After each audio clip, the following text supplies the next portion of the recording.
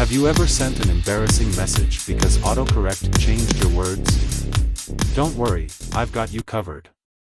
In this step-by-step guide, I'll show you exactly how to turn off autocorrect on both Android and iPhone.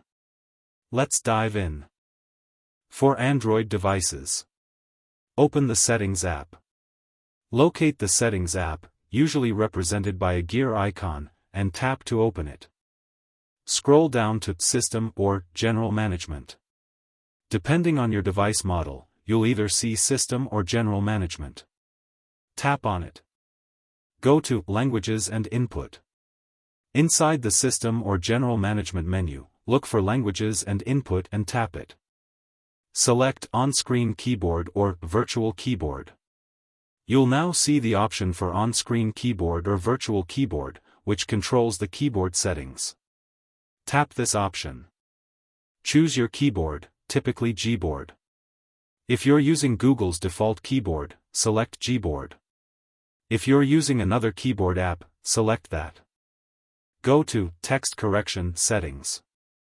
Once in the keyboard settings, look for text correction and tap it to open its settings. Turn off autocorrection. Scroll until you find the autocorrection option. Simply toggle it off to disable autocorrect.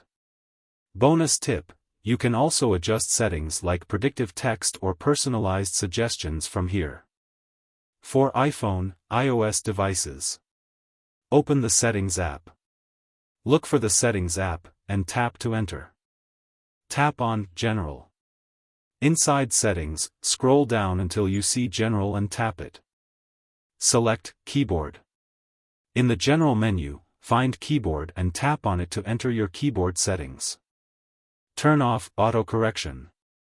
You'll now see several options. Find autocorrection and toggle it off to disable it.